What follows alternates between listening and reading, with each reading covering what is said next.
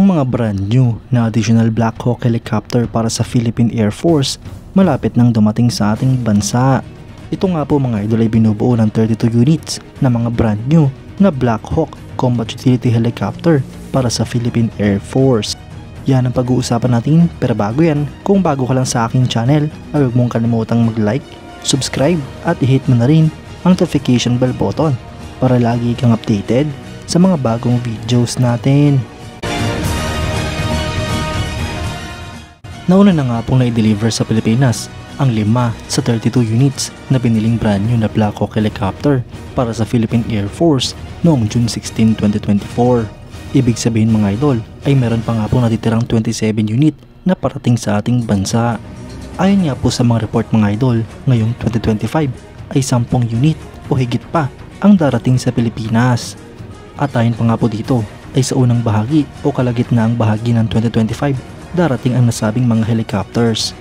Ngayon nga po mga idol ay nasa huling bahagi na tayo ng first quarter ng 2025 at papasok na tayo sa second quarter ng taong ito. Ibig sabihin mga idol ay palapit na nga po ng palapit ang delivery date ng mga brand new na Black Hawk helicopters. Bilang parte nga po ng pagpapatuloy na improve ang mobility capabilities at i-address ang kakulangan sa mga air assets, gayon din upang palitan ang mga lumang air assets ng Pilipinas, ang Philippine Air Force ay nagkaroon ng acquisition para sa mga combat utility helicopters na brand new. 16 units nga po nito ang naunang binili ng Pilipinas at lahat ito ay na-deliver na sa ating bansa. Sumunod naman nga po ay nagkaroon ng additional na acquisition project para sa additional na 32 units na mga brand new Black Hawks. 5 na nga po dito ang na-deliver sa Pilipinas at 27 pa ang inaantay na may di-deliver.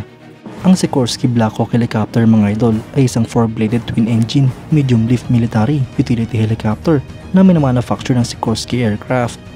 Ang helicopter nito ay unang lumipad noong October 17, 1974 at na-introduce noong 1979.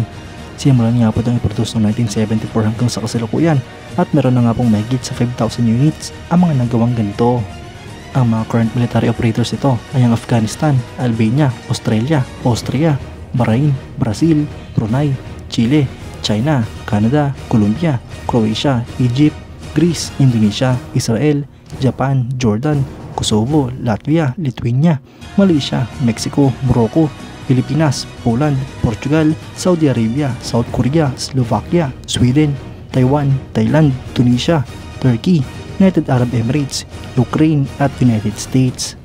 Mga idol, isang malaking achievement nga po para sa Philippine Air Force ang madagdagan pa ng mas maraming unit ang kanilang mga combat utility helicopters.